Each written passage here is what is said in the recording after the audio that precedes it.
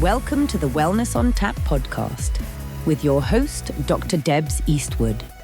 Good to go. Yes. So, good morning, Chris. Good morning. So, guys, you might not recognise this face. You might do. You might think you've seen it somewhere before.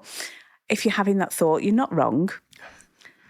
Chris has been on many television shows, but as an elite athlete, since exiting that career, he has made strides using his skills, using his abilities in other ways.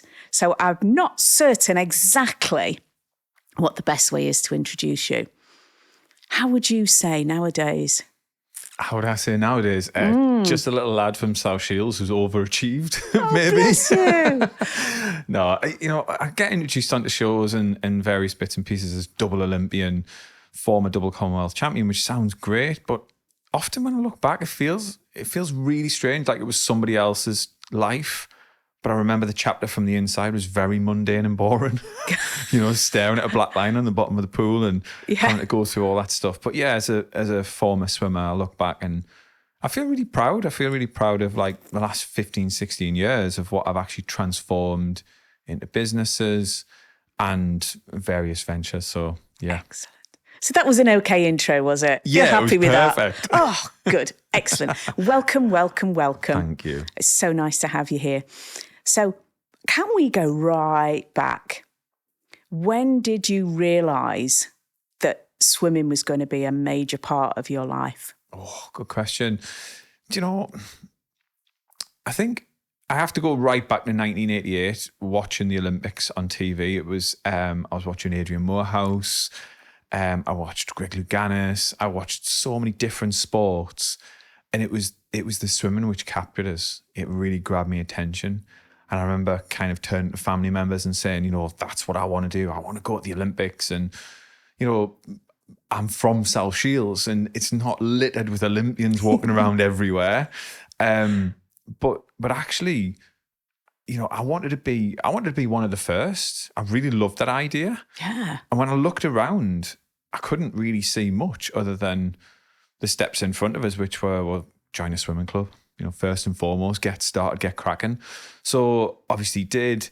And, the people that you meet on your journey, if you allow them, and you're brave enough, if you allow them to have that influence on you, to see through a slightly different lens, hear something different, experience something different from such a young age, that is so impressionable. Yeah. So from the age of 9, 10, 11, 12, I was being held accountable by adults who weren't necessarily my parents. In that local parentis role, coaches, mentors, assistant coaches, even parents who were volunteers in the swimming club. And I almost had this, like, in a weird sort of way, I almost had this kind of secret life away from school. What an interesting way of putting it. Yeah, it felt like I had a double life in many respects. Yeah, I'm sure. Super quiet at school. Because everybody else at school got up in the morning and went to school, whereas you'd already been swimming for God knows how long. Yeah, I'd wander in stinking of chlorine with 9 bags on my back, for the full days, what I've got to do. And you'd train in the morning, you'd go to school, wet hair, stinking of chlorine, eating everything in sight, and then back again for a tea time session, 2 hours on a tea time. So, and that was every day. The alarm clock would go off sort of 4:45, 4:30, depending on what time you were getting up, to get the training for 5:15 to start again. And it was the same thing day after day. Wow. But like I said before, the people you meet along the journey, the people who are ahead of you, the mentors, predominantly the lads in the swimming club who would take me under their wing, who were 4, 5, 6 years older. And at the time, I didn't realize this, but I was kind of aspiring to be them. I just looked up to them and thought, I'm going to be as fast as them one day. I'm going to have a go at them. I'm going to race them. I had no chance at one stage. And then all of a sudden, when I get into my mid-teens, I'm like, hang on a second, I'm getting a bit close here. I'm beating these guys. And it felt really strange, that switch, because then all of a sudden, I became that guy to people. Yeah. But I had some fantastic mentors along the way. And, people always introduce us, as me accolades, but I feel a little bit cheap in many respects because it was other people who did it with us. I didn't do it alone.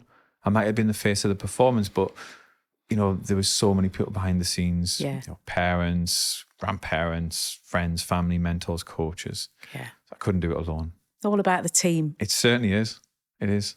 And do you know what I think is huge in that statement is the fact that you were open enough, even as a youngster, to seeing that. Yeah. And to therefore, I guess, from that being able to be like the sponge and absorb what you needed to. Absolutely. I've got so many stories on that front. I remember Please tell. I remember going into training one day. It's only a little on this one, but it's really significant and sticks with us. I remember going into training one day and it was just a normal training session and I'd forgotten my water bottle. My coach was called Ken. He was quite a tough taskmaster, but in a really kind and caring way. Never made you feel like you were on the back foot. He always gave you feedback like you were on the front foot, like you could do something with the feedback. But he was pretty harsh about it. He was pretty straight down the line. I forgot my water bottle. And he went along the lanes, like checking everyone, seeing how everyone was doing. He counted bottles as well as heads in the lane and noticed one was missing.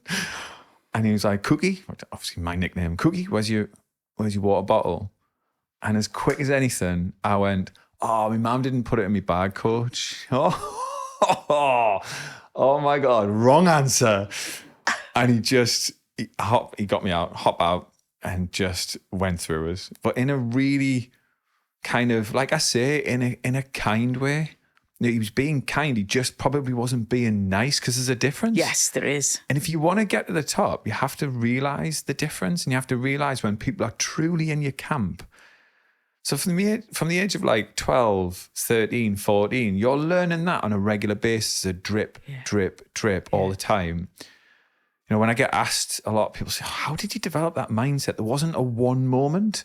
There was a series of events that when I went home from that occasion, I was like, well, I'm not doing that again. No, I will take responsibility for my actions. If I forget my bottle, I'm nicking someone else's. It's okay to be dishonest. No, but it forces into that position of going, look, you need to look at yourself. You need to look at yourself and that's okay. And it's okay to feel hurt and it's okay to feel jabbed a little bit. I wasn't about to die. And I think that's the key there from such a young age. Whilst it hurt, I realised that I would get over it and I'd be stronger for it. And there was just hundreds and hundreds of series of conversations and moments, realisation moments that I had in my career. Yeah. But a lot of it happened in those younger years. Yeah. A lot of it. Yeah, that makes perfect sense. And I think because of a recent event I've been to, one of the words that's popping into my head is, and you've mentioned it yourself, is transitions. Yeah. Moving from one point in your life to another. Yeah. Sometimes that happening quite obviously, and other times that being a gentle moment of realisation. So apart from forgetting your water bottle, was there any particular points early on in your swimming career where you thought, oh yeah, this is different? Yeah, there was lots of moments. I remember I used to be a glass collector at a pub down in South Shields. And I used to be on the bar as well when I got to a certain age and I could start to pull pints. And I used to work those jobs alongside swimming because I just loved the idea of having my own money and having my own independence, and my parents supported it fully. And there was what we'd do is we'd kind of work really hard through the day and I'd swim, and then on a night time I'd go doing glass collecting or I'd go pulling pints and what have you. And I remember being out with my mates one night and we were in one pub in South Shields, and for some reason I was just chatting away to someone and I turned round and my mates were was being offered some drugs. I remember sat there just on this bar stool looking across, and I really feel like it was a turning point moment. It was like a sliding doors moment where I was like, I'm just going to have the balls to walk off here. And I remember walking off and went home really early. I can't remember what I said to the lads actually, but that for me was a big turning point. I remember thinking, not that I was in the wrong group or anything like that, because it never ever felt like that. And they were really good lads. I just felt a bit different. Yeah. And it was in that moment that I realized, actually, that was the summer, when we went into that summer, that was the summer that I really shifted a gear. And I often wonder, was that the tipping point? Was that the moment? Excuse me. Was that the moment that actually I went from thinking I wanted it to actually wanting it. Yeah. And those sobering moments in life where you think, I could have stayed there and I could have maybe delved into a very different kind of night and a very different kind of life. And not that they went down the wrong route, because they didn't. No.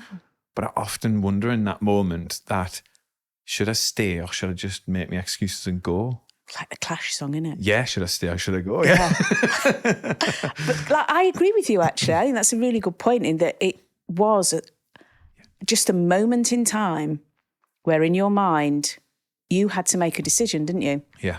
And whether you were conscious at that time that that's what the decision was, that's what it was really about. Totally. And I saw it everywhere because I grew up around it. Obviously working in pubs and clubs, you see it constantly. Yeah, for sure. The door staff and stuff like that, and just general punters in the bar. And I'd be there until like 2:00 in the morning clearing up, and you just see the after effects of it. And in a weird sort of way, I think it's really, really helpful to know who you don't want to be.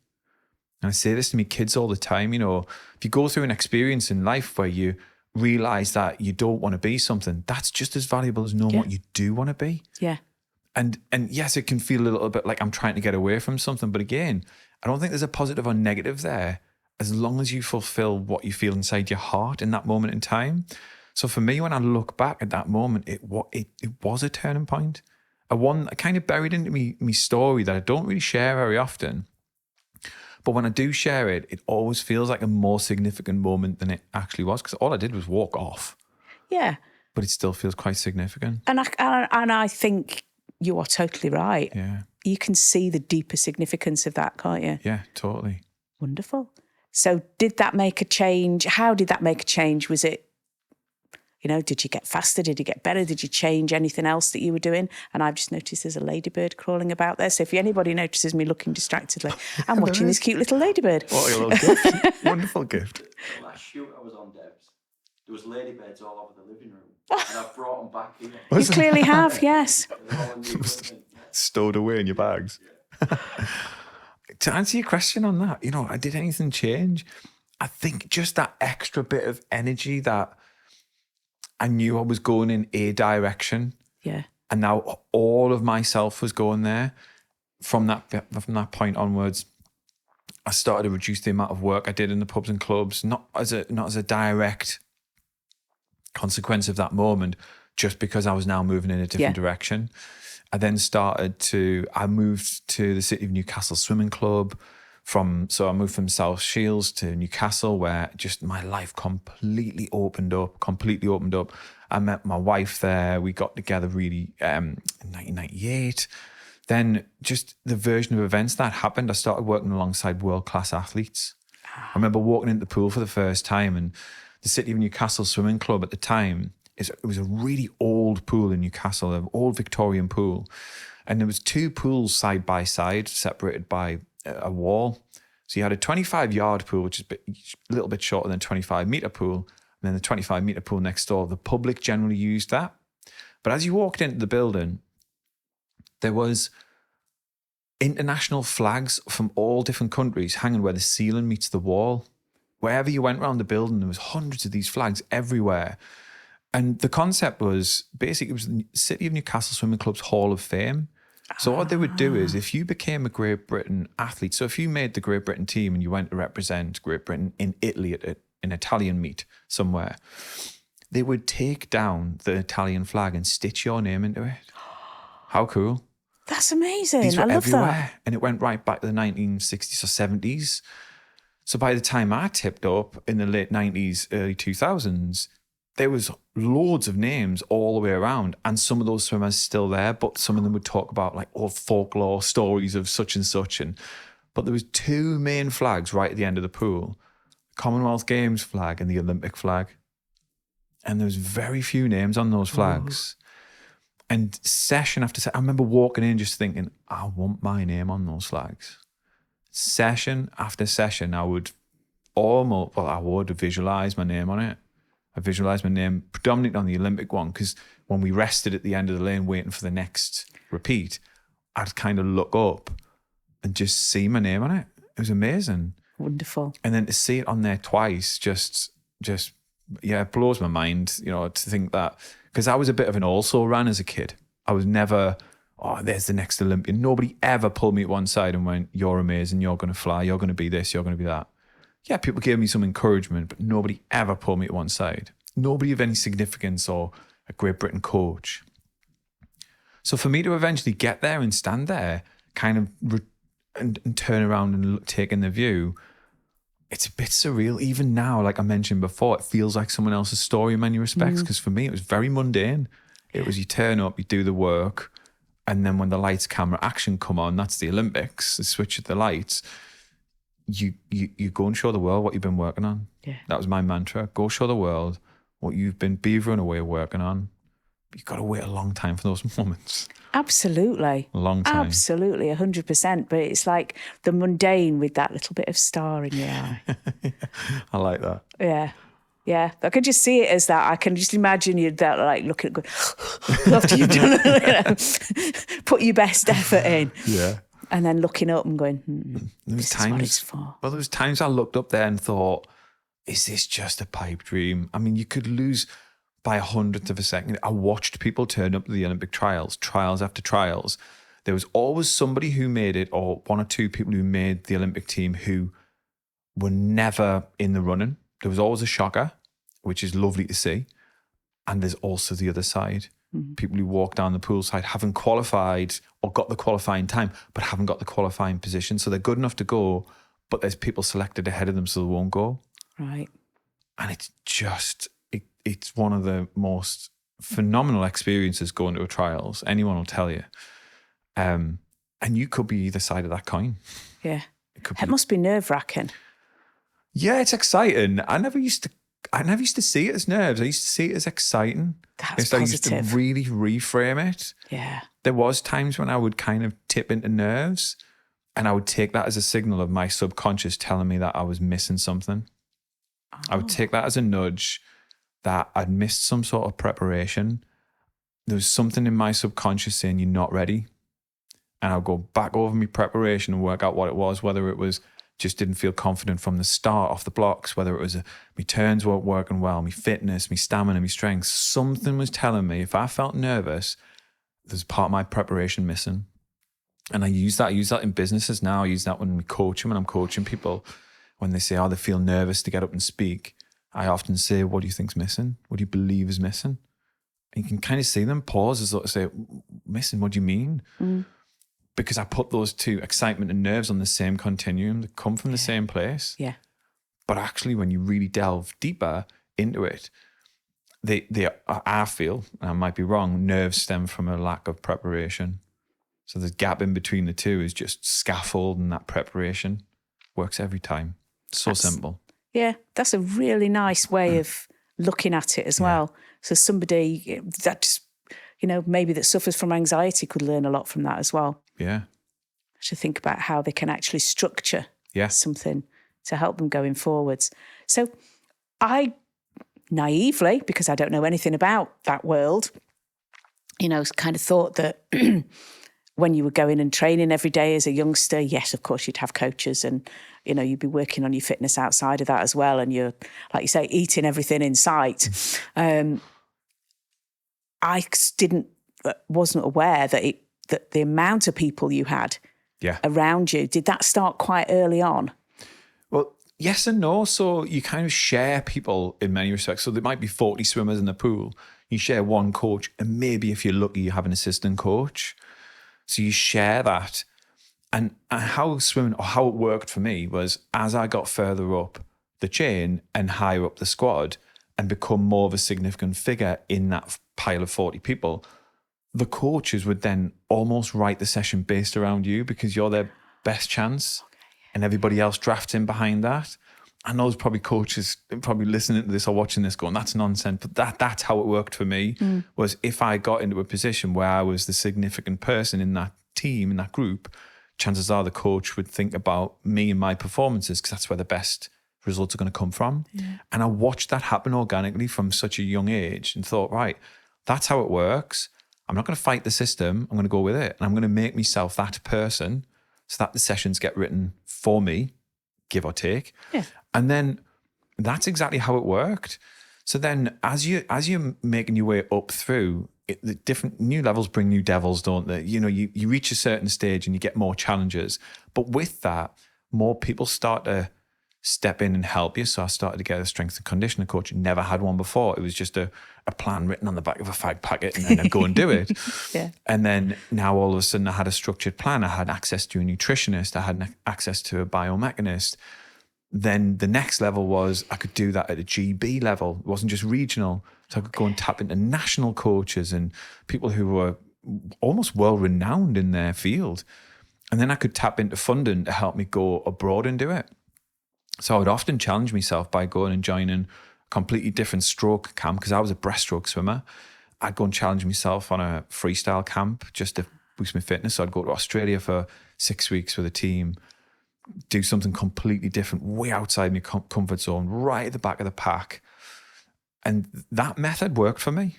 You know, whenever things got comfortable, and it was Simon Hartley who used to say this, whenever things got comfortable, that's the moment the alarm bells would go off. And that's when I'd make it uncomfortable. Because that's where the growth occurs, doesn't it? And as hard as it is, and I fight this kicking and screaming even now, I still have that reaction to stay in my comfort zone, but I know instinctively I need to readdress the plan because something's not quite right. Because that's what our brains do, isn't it? They want to protect us and keep us safe and keep us comfortable. Yeah. That's why it's called comfort, isn't it? That's why it feels good. You know, the brain's working the way it's supposed to do. Doing its job. That's the whole thing, isn't it? You'll stay where you are. Absolutely. So go on then. You're now training in all these different ways with a much bigger team. Yeah. And you're going through some trials. Yeah. And starting to compete at a more recognisable level, televised level even. What was that like? It was, again, it was very normal. It was because the recollection I've got is staring down a lane. I couldn't see the bright lights and the cameras and from the other side. Yes, it looks cool. Your cutaways, your shots, your slow-mos, all that sort of stuff. But for me, I just had to swim 2 lengths of the pool as fast as I could. That's that incredible phrase. Yeah, that's what I was there to do. And you know, for a long time, I was the 4th or 5th best breaststroker in the country. And we've always had a fantastic pedigree of breaststroke swimmers. You've seen what Adam Peaty's come and done now in the last sort of 10, 15 years. He's just been phenomenal. We can track it back. Michael Jameson, we can go back even further. We had names that I used to swim against: James Gibson, Darren Mew, Adam Whitehead, Ian Edmond. We go back even further. We had Adrian Morehouse, Duncan Goodhue, David Wilkie. I remember them. Exactly. Yeah. And these were all doing the same stroke. So we've had a pedigree over the years of people who have shown the way, and the next person who's come in gone, well, I think I can beat that. And they've done it, and they've taken the mantle on and moved it on. And for years, I was number 5, but we were in the top 20 in the world, all 5 of us. So you'd go to a regional meet and you'd be up against world number 7 or world number 10 at a regional meet in the middle of November, at a really tough time of the year. But you had to be on your best form to try and beat them. Now, I didn't think about this, but at the time I thought I was badly done to. So I was like, why couldn't I have picked an event where it wasn't so loaded with world-class athletes on my doorstep? But actually what happened was, and I didn't vouch for this, was when I actually made the team and I got past these boys, I was guaranteed a final. I was guaranteed a final at the World Champs or European Champs or Commonwealth Games or even in Olympics. I was guaranteed a semi-final place at least. So what I'm really saying here is actually whilst I thought I was kind of being buried by these guys, I was actually being planted. I was actually growing really strong roots that when I did peek my head above the surface, what transpired was I was now in a position to really make some traction on the world scene. So that was a big lesson for me, is that, you know, the tougher you make your home environment, the tougher you make training, the tougher you make those local competitions, the more you're really just pulling the veil from over your face. You're really seeing it for what it is. Yeah. So it was around about 2005 when I come back from the World Championships in Montreal. I'd got into the top 5 in the world. I'd been part of it was the fastest men's 100 meters breaststroke final in history, and I'd finished 5th. And I remember flying home on the flight, and just alarm bells were going off in my head, like, oh my God, that you're really moving things on now. You know, when I look at the top flight, I felt like I was in amongst that mix. Sounds like it. It really did, and it felt like it for me. But the problem was, I also felt like there was something missing. There's something I wasn't quite nailing, and I couldn't work it out. The easiest way to describe it was I was just losing focus at key crucial moments, not necessarily in a race, but more when I got home, because that's where you do the bulk of the work. I remember going into a session with my sports psychologist, Simon Hartley, and we were just chatting away, and I was really stressed this one particular day. And Simon just happened to say, you know, are you okay? And I just went for it. I just downloaded all this stress at him. And at the end of this 10-minute rant, he went, oof, that's a lot of stress for somebody who only has to swim 2 lengths of the pool. Was that a light the touch paper moment? A little bit, yeah. I had some choice words to say. And I was fuming. Like there was a bit of a moment where we really miscommunicated there. And I remember feeling undermined. I remember feeling like, how dare you? My job's a bit tougher than that, sunshine sort of thing, you know? Yeah. But when I really let it settle, it became genius. Mm-hmm. And it led the way. It led the way. We started to ask the question, what's going to help us swim 2 lengths faster today? And every day we went out and answered it, from the coach to the weights coach to the nutritionist to the swimmer, to anybody who came into the team. We asked, is what I'm about to do going to help us swim 2 lengths faster? Yes or no? And it revolutionized everything. All of a sudden, we weren't just part of a hand-me-down culture, because, look, let's face it, most jobs and most organizations and most places are part of what I call the hand-me-down culture. Someone hands you something from the previous generation, you do a little bit more, a little bit better, and we call it innovation. It's not at all. I was part of that culture for such a long time. I did a little bit more than the previous guy did, and I got a little bit faster. But actually this way completely transformed it. This was about personalizing it and asking, what is it that you need in order to swim 2 lengths faster? Game changer, absolute game changer. And overnight, our approach to it changed, but we didn't have the results. This is the crucial thing here. We can often change things and then we're desperate for the results to prove it. We want the evidence, don't we? Yeah. But sometimes we have to be patient for that evidence, or we have to look for it in different ways. And I'm a big fan of measuring what matters. You know, whatever you're doing, you've got to find out what matters, measure it, and keep that as your yardstick. And all of our yardsticks changed. Instead of blasting up and down the pool, I was now on poolside rolling out a yoga mat. Well, everyone thought I'd lost the plot. Everyone was like, what's wrong with Cookie? He's lost it. But actually, I was now stepping into a space where the physiotherapist would say, well, actually, we need extra flexibility in this range, so I need you to do this, this, and this. Completely different conversation. The quality of conversations that we now start to have were off the scale.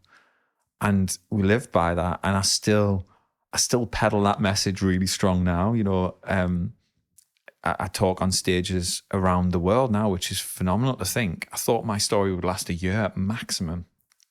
16 years on, I'm still being asked to go to conferences and share that 2-length story. Yeah. And the feedback that I've got from people has just been overwhelming.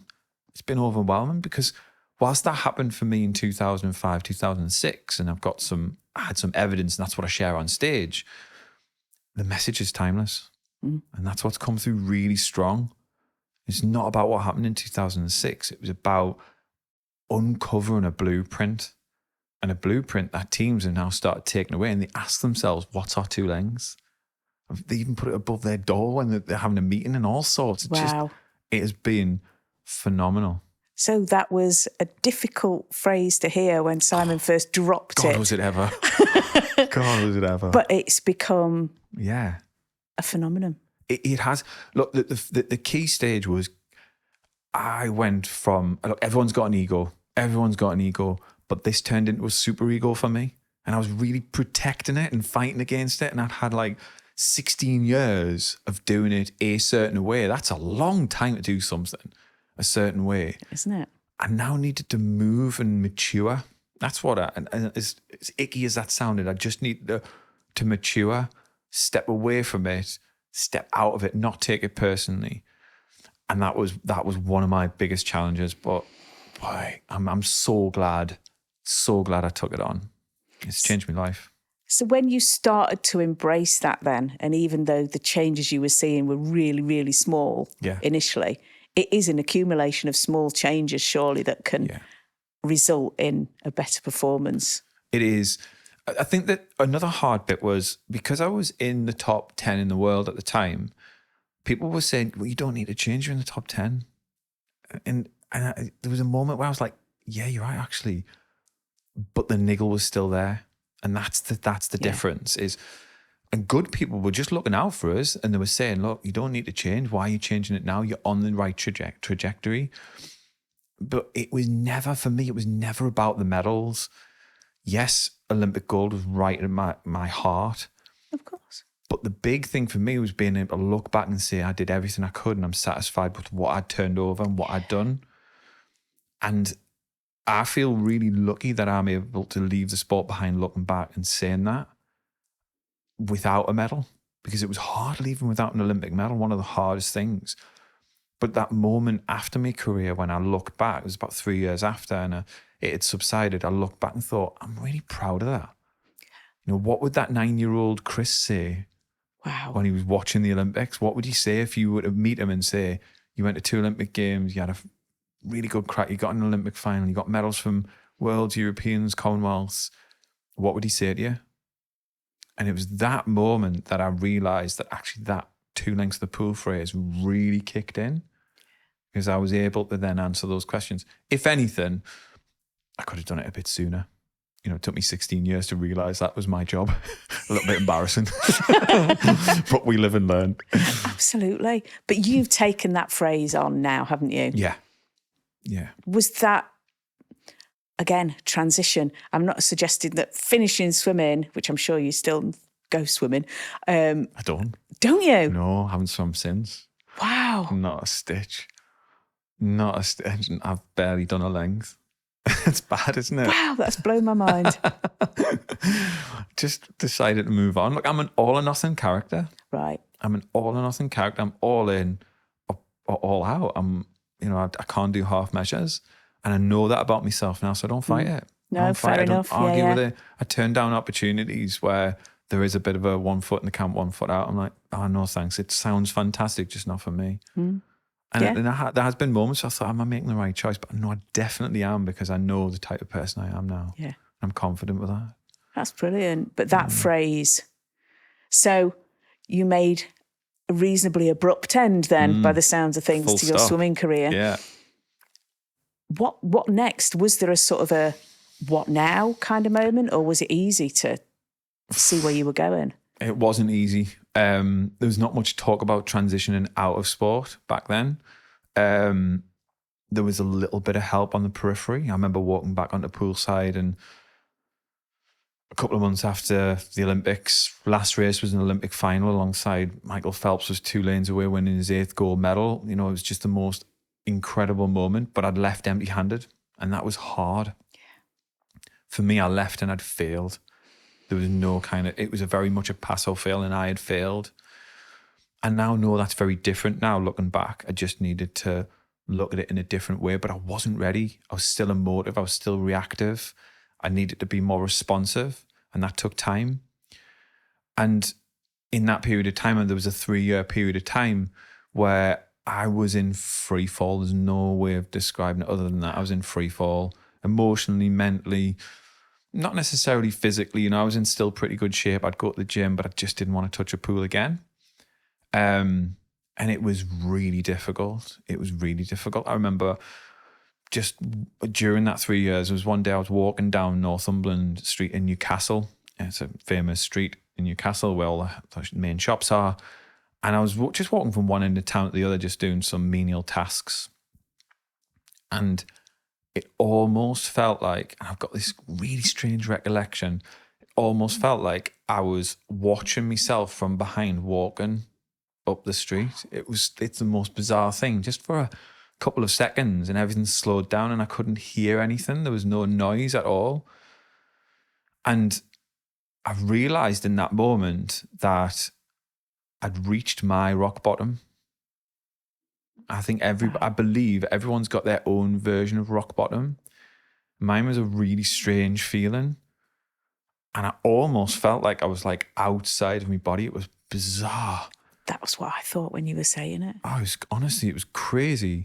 I got to the top of the street, and by that point I kind of normalized the experience and got in the car and drove off and went somewhere. And that was the moment that I realized I was never going to be there again. I'd made a choice. I made a choice to sort my life out from that point and do what I wanted to do. And I started trying new things. So in that 3-year period, I started trying all sorts of things, but I could always hear people, negative comments of people, why are you doing that? Why does an Olympic finalist have to go and do that? You know, I was frightened to start again. I was petrified to start again. And people's comments were really shining a torch of awareness on that. I decided just to focus away from that and just keep going with trying new things until something stuck. And I got given some phenomenal opportunities. Literally overnight, my life changed. I remember that the following week, it was a Friday evening, I got this phone call from this guy. And it was Friday evening, it was about 9 o'clock. And I wasn't going to answer the call because I didn't recognize the number. I thought, I'm just being curious. I thought, okay, I'll answer it. So I picked up the phone, I went, hello. And this guy said, don't put down the phone on me, but you're the last person in my list I'm trying. I was like, not a great way to start a phone call. Oh, thanks. I know, exactly. I feel really flattered. He said, look, can you just let me explain first and foremost? He said, I've got an event happening tomorrow. I've got 2,000 young people and parents turning up to this sports event. And I've been let down by a speaker and I desperately need a speaker. And he's like, and I'm being really honest, you're literally the last person on my list because I've been sent your name and they said that you could hold a crowd. And I was like, right, okay. I said, when's this happening? He said, tomorrow. And I was like, oh my God. I said, what time? He said, well, it starts at 8:30. And I said, where are you? And he said, well, where are you? Because you sound like you're from up north. And I went, I'm in Newcastle. He went, I'm in Kent. Oh no. I was like, okay. I said, well, I'm free tomorrow. I'll start packing the car if you tell me a bit more detail. So I was on the phone and packing the car. And he said, I'll get you a hotel, blah, blah, blah, all that sort of stuff. And he explained the event. And off I went, got there silly o'clock in the morning, got my head down quickly, got up in the morning, did a whole day speaking on stages and rallying up the crowd, these youngsters. And it was a brilliant, brilliant day at this sports festival. Anyway, driving home, I'd bumped into this guy, I'd met this guy very briefly. He was busy as well. Driving home, he called me up. He said, I'm just going through the feedback now. And he said, first of all, I have to thank you and we've got to pay you for the gig. He said, but also, he said, I really want to repay you. You're self-employed. Could I take your diary for 3 weeks and fill it for you? Ooh. Well, as a self-employed person, that is just like heaven. Yeah. That went on for 6.5 years. He did that for 6.5 years. I had done a piece of work for someone super influential in that arena, and he just opened doors. It was phenomenal. Perfect. It was phenomenal. And you nearly didn't answer that call. I've got goosebumps. Yeah, I know. I nearly didn't answer that call. And as well, as I was packing the car, I was thinking, what are you doing, you idiot? It's like 300 miles away, however long it is. And like, I'm not going to get there till 2 o'clock in the morning. But I just had this like pull, just this pull to just go with it. Just go with it. Where previous to that week before, when I had that weird experience, I was saying no to things and I just ended up just saying yes and just being okay with it and just ditch the ego. And it's just, yeah, things just took off from there. It was phenomenal. So what sort of things got plunked into your diary then? And did it change over that? It did. I worked with the most extraordinary young people and mentors and teachers down in Kent that I've ever met. Everything from primary schools, secondary schools, prisons, pupil referral units, alternative education units, the whole spectrum. I must have spoken to 400,000, 500,000 people in that time on a range of subjects from, mental toughness through to how to handle nerves and through to well-being, all sorts of things. And it just opened up the opportunities that I got were just phenomenal. And me and my wife decided in that period of time, as I was doing that, to set up our Learn to Swim business. We set up a Learn to Swim business in Darlington. We started one Friday night with 7 swimmers. It was a really, really quiet first night. And we grew, and now we boast more than 1,000 children. Yay. Who swim with us every week. It's just nuts. 10 years on. We've just had our 10th birthday in September. Just Congratulations. gone. Thank you very much. And, you know, it was it's just been a pinch yourself journey. But, you know, it doesn't come without its naysayers. You know, people on the sidelines, people send you a text going, what the heck are you doing? Or what are you doing now? You know, derogatory comments. And I think it's those moments for me, and this is how I view it now, it's those moments that make me realize that I've moved on. It's those moments that I realize when I get that comment, all right, that's who I don't want to be. And that's no disrespect. It's just a way of me thriving still. I don't like coping strategies. I hate coping strategies. I like thriving strategies. For me, that's a way of thriving. It's a mantra. It's a reframe so that I can get back on track and not be distracted, because this world is full of distractions and it's getting harder and harder because the distractions are in the palm of our hands now and those phones. Literally.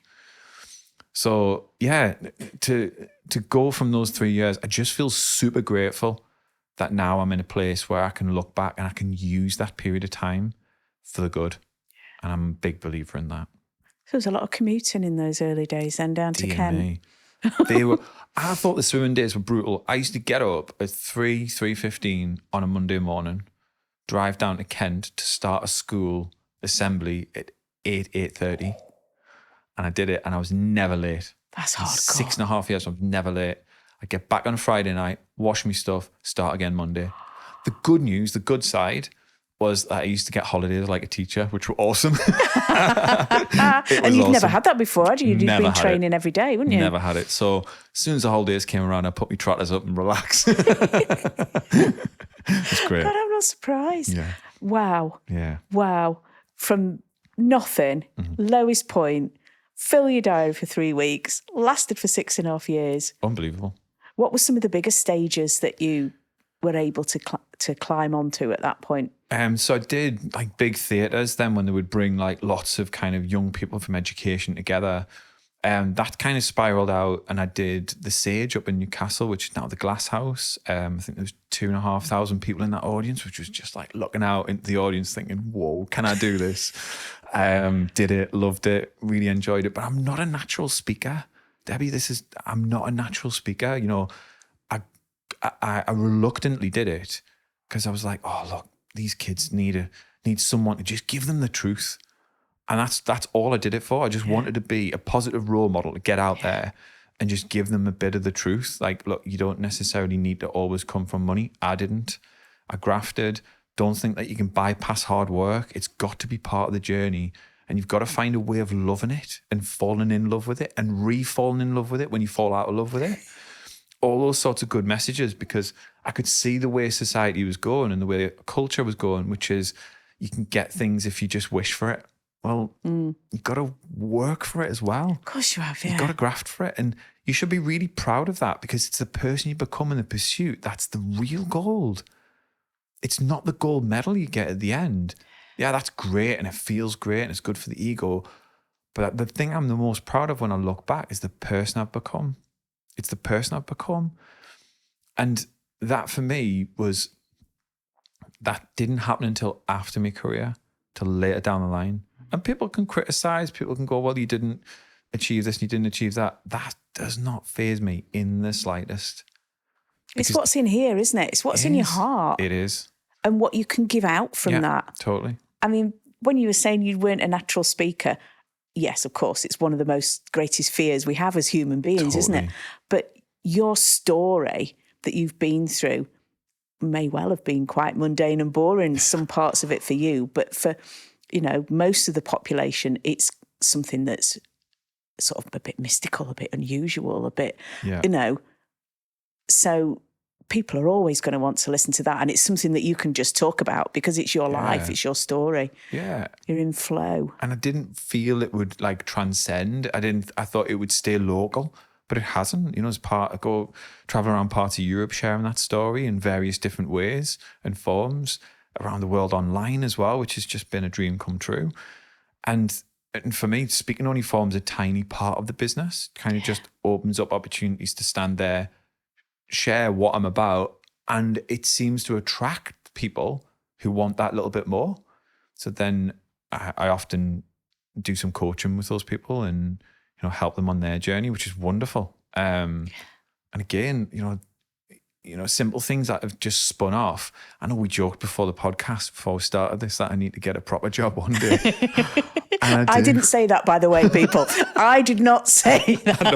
No, that look in your eye did, though. No, but I said it because I mean it, and I could probably hear me granddad now if he was alive saying, you know, you're coming up to 50 soon. Are you going to get a proper job? I could hear him saying it. But for me, it you know, I feel as though like, yeah, every week is totally different.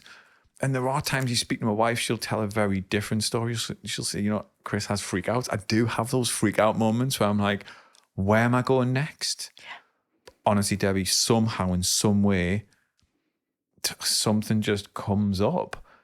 And I always believe in just following your true passion, even if you have to take a left turn, a right turn, a U-turn, whatever it is, if it feels right, it is right. And that internal compass, that internal sat-nav, you can tap into that. Never lets you down. I love that so much. Never lets you down.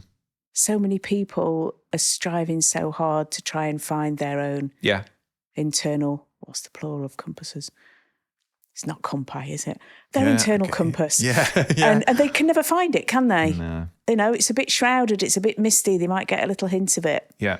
And it's so, so good to hear from you that you have found yours and how well it's working for you. It's proof of the pudding, if you like, isn't it? It is. And I think, you know what, you've hit on a really important point there is, I know this sounds like a play on words, but it's a mindset shift, I feel. I feel as though we often go out and search and find things, yet when we step into creating things, that's when we find the needle really moves. And this is the difference, is when the moment when you sit there and you have a great idea and you don't act on it, is the moment you tell yourself you're not good enough. I think it's the first moment you go, I'll never do that. That imposter, whatever people want to call it, imposter syndrome. I hate this word syndrome in that sense, because it's just a moment. Yeah. It's not a disease. It's just a way of thinking that we've kept repeating to the point where it's now ingrained as a belief, and we naturally do it. I help loads of people get over imposter syndrome in my coaching business. The first thing I say is, it's not a syndrome, it's a moment. We've got to capture those moments and learn from them, tell them what they're telling us. It's that kind of find versus create. And if we can step into creating our week, I'll often say to clients, you know, what would it look like if you created your own week next week? And they can't answer us. They can't answer us. Too big a concept for them to get their head around. We have to strip it right back. Yeah. But again, if we go out and try and find things too often, we can often get washed around in the tide. But if we go out and create it, that comes from within. That comes from the inside out. I genuinely believe that's what we're here to do, to put our own fingerprint on the world. Our own fingerprint is unique. It's different. It should be different. And we're here to do that. That's not going to happen by finding something and doing it a little bit better than someone else. It comes by you actually bringing something from within. And there's so many examples of that in life, in businesses, in sport, in all different walks of life. The evidence is there for it. We've just got to be curious enough to see it. I love that. That's marvellous. So now you've hinted that you're going around speaking, coaching. What else? Because you're a bit like me. You do a million different things all at the same time. What's Chris Cook doing now? Yeah, people keep saying you should really niche, but I'm having too much fun not. And I know you're sort of similar. So I'm a non-executive director of a fostering agency called Team Fostering. I absolutely love it. I get the chance to work with just some incredible people. I've worked with some incredible people on the team, and I'm really enjoying that. I'm a year into it. And I didn't realize that I would really enjoy something so strategic, because it is strategic. It's not very operational in the sense that I'm not doing the operational stuff, but I'm doing a lot of the thinking and the strategic work. But actually it's come as second nature. And when I really reflect back, I think athletes are pretty good at strategy because we're always looking at that 4-year plan. We're always lifting our head up to look at the 4-year plan in the future and then going, right, how significant is today? How's today going to help me win a medal in 3 years' time, 2 years' time, 4 years' time and beyond? So strategy is something you're constantly playing with on a regular basis. I didn't even know it until I stepped into this role. Didn't think I would get the role, I'll be honest with you. Went for it. Typical me, not frightened of the word no. I always remember my granddad said, if you're not frightened of the word no, you'll ask for anything. And he's so right. And that's he sounds like a wise old chap, your granddad. yeah, definitely. And I always live by that. I just live by that now. If it's a no, it was a no before you didn't ask. So just go and ask. That's true. So yeah, I went for that, got it. And like I said, I just work with the most incredible people. I'm learning so much all the time. And it's wonderful when you're in an environment where people celebrate the fact that you are there to learn and they don't chastise you for it or look at you as though to say you don't know anything about this industry. They're there going, all right, shall we slow down and go back a stage so you really get a grasp of it? That is like the holy grail. Yeah.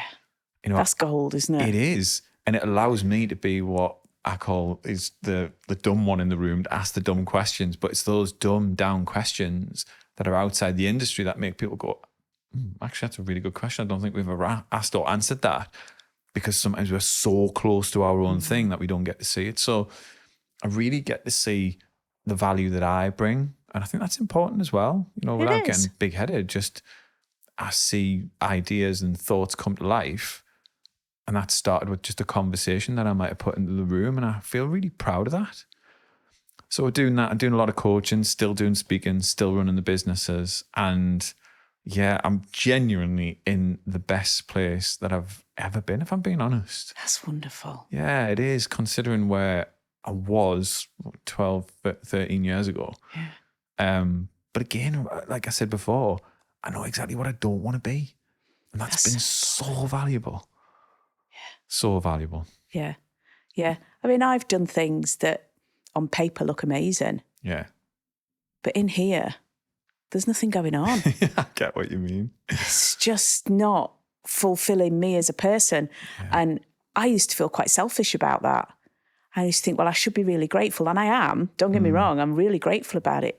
But I'm also denying myself and potentially others out there of what I can do. Absolutely. And it took a long time to see it like that. Yeah. Yeah. No, I can totally understand that. And seeing your value, I remember years ago, I did a piece of work for a well-known telephone company. I'll keep the name out of it. And I remember putting in a proposal to do a piece of work to stand on their stage and speak. And they turned me down. And I was mortified. So I called up the lady because the phone call went really, really well. And I thought, I almost got this gig. So what was wrong with the proposal? Called her up and she said, I was nervous to really tell you, but you're too cheap. And I was like, what? She went, yeah, we kind of sat around discussing why you would be so cheap. And if you didn't value it, why could we? Or how could we? And I was like, that's such a good point. I never even looked through that lens. Wow. I wasn't valuing it as much as what it was valuable to other people. Yeah. So it was a little bit arrogant of me to go out there and like start charging for it almost. To the point where it completely changed the way I started to view business. So I've had some big lessons, some big kind of kicks up the butt. But again, they've all been part of the journey, all part of the rich tapestry that you get to look back on in life at certain points. Yeah. Chuckle at some things, cringe at others, no doubt. Cringe at loads of things. Wonderful. So that's what you see going forwards then? You don't feel any niggles to do anything different at the moment? Not at all. Not at the moment. I'm really enjoying where I am. And, some of the opportunities that come my way just by following my joy, genuinely following my joy. And when things aren't right, either adjusting it or just saying, right, it's time to move on, and knowing the difference, I think has led to that, what I call the difference between success and happy success. You know, for me, just acknowledging that, knowing when to move on, even as scary as it can be, knowing when to move on leads to that happy success. And, you know, change, people talk about change all the time, don't they? Oh, people don't like change. People don't like change. And I think it's Simon Hartley who says, you know, actually it's people don't like uncertainty. And I'd agree with that. I've sat with that for a bit. But also there's something in it for me. Because change happens so quick, doesn't it? But actually it's the decision to change which takes forever. You know, if I think about the times when I'm demotivated going to the gym, I'll look at my bag sitting there and I'll think, right, I'll go to the gym at 11 o'clock. Right, I'll go to the gym, well, maybe 12, maybe I'll go to the gym. And maybe 1 o'clock. I tell you what, I'll go when the kids come home from school. I'll go after tea time. It's the decision that takes forever. If I just pick up my bag and go, that change happens in an instant. I know I'm using a daft analogy there, but I'm sure lots of people can resonate with it. It's a very relevant one. Yeah. And think about those in your life where we stall on making those decisions when actually we just need to go with it. With the information we've got right in front of us, make that decision, go for it, make that change. If you feel it and watch things change, it's unbelievable. Yeah. Unbelievable. Oh my God, this has been an amazing conversation. Oh, glad you enjoy it. Oh, just the thought of this success combined with joy. Yeah.